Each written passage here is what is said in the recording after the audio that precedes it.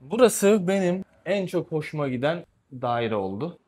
Baksana, duşu var, küveti var. Mekan yapmışlar. Mobilyaları çok beğendim. Zaten iç mimar getirip o şekilde mobilyaları satın almışlar. Bu eve istenen fiyat 1.800.000 dolar. Düzgün bir Airbnb ile burası aylık 20 bin de kazanır, 25 bin de kazanır. 20 bin, 25 bin çok uçuk rakam değil arkadaşlar. 4 tane ev var. Peki uzun vadeye kira versen gene 8-10 bin dolar kazanacaksın. Herkese merhabalar dostlar. Miami, Florida'dan sevgiler, saygılar. Nasılsınız? Umarım iyisiniz. Videolarımda da açıklamıştım. Real Estate License. Amerika'da lisanslı emlakçı oldum. Arkamda görmüş olduğunuz 4 kapılı muhteşem unit size hem yaşama hem de yatırım şartı sunuyor. Hazırsanız çok uzatmadan hemen üniteleri görmeye başlayalım. Sahil tam şurada. Yürüyerek 3 dakika bile sürmeyecek mesafede. 4 adet kapımız, 4 adet kira gelirimiz var.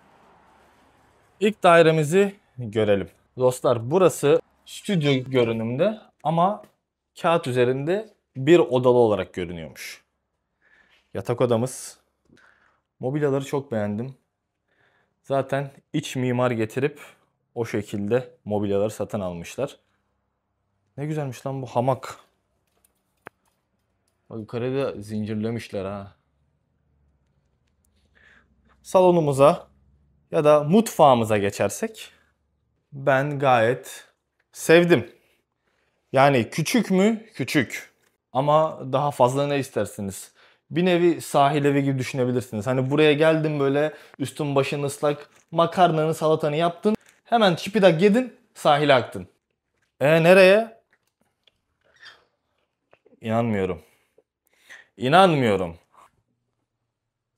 Camlı falan bir şey yapmış abi adamlar. Ben bunu pek sevmedim ama neyse. Dostlar, buranın sahibi bu 4 tane evi sezona göre ya uzun vadeli kiraya veriyor ya da Airbnb ile kısa dönemli kiraya veriyor. Burası uzun vadede kiraya verilince aylık 2000 ila 2500 arasında kiraya gidiyor. Eğer ki Airbnb ve güzel sezondaysa geceliği 300 dolara kadar çıkabiliyor. Birincisini gördük. Ne düşündüğünüzü yazın bakalım.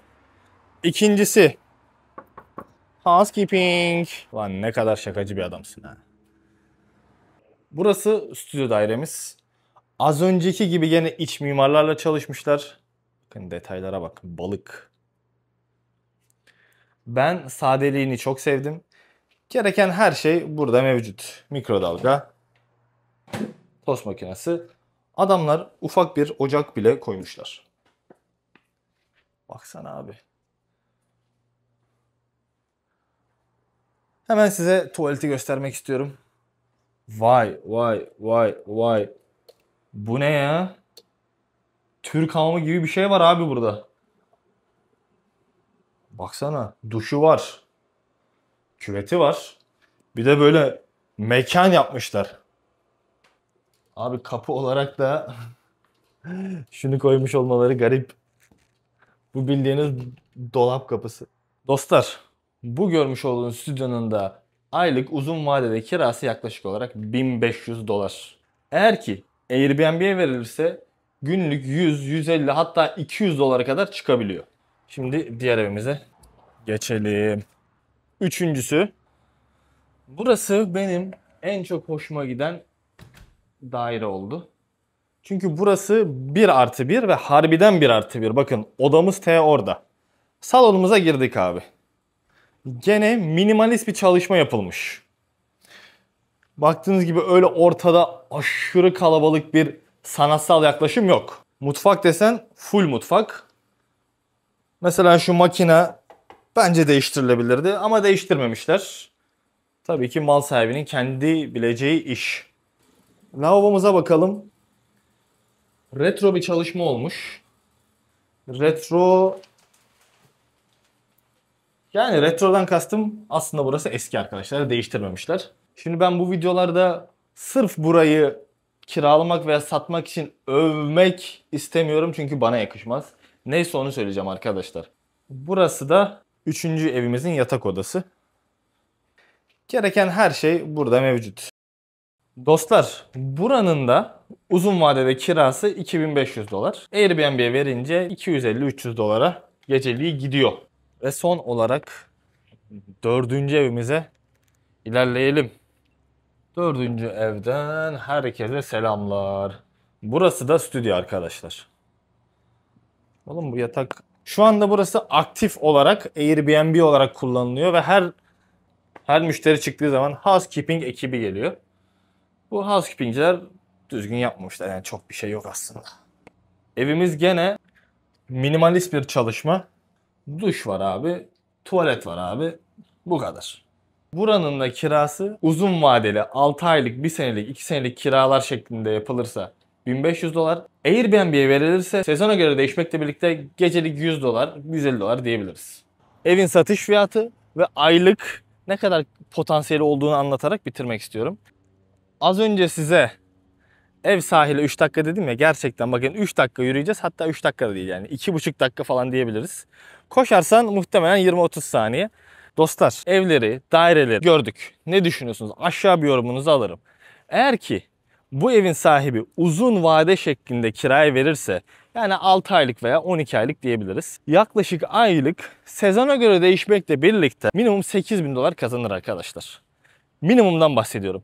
Sen şimdi güzel bir zamanda kiraya verirsin, 10.000 dolara da çıkar. Daha da yükselebilir. Bak abi, sahile geldik. Sahil tam şurası. Ev de bu sokağın başı. Eğer ki Airbnb, yani pansiyon gibi, tatil gibi, otel gibi kiraya verirsen geceliği 200-300 dolardan 4 tane evi varsayınca aylık 15 ila 20 bin dolar bir kazanç elde ediyoruz. 15 ila 20 bin dolar kemiksiz. Yani herhangi bir resepsiyonunuz yok. Kahvaltı vermiyorsunuz. Böyle incik cincik harcamalarınız yok. Sadece adamlara kodu veriyorsun. İçeri girdi, yattı, kalktı, yattı, kalktı, gitti.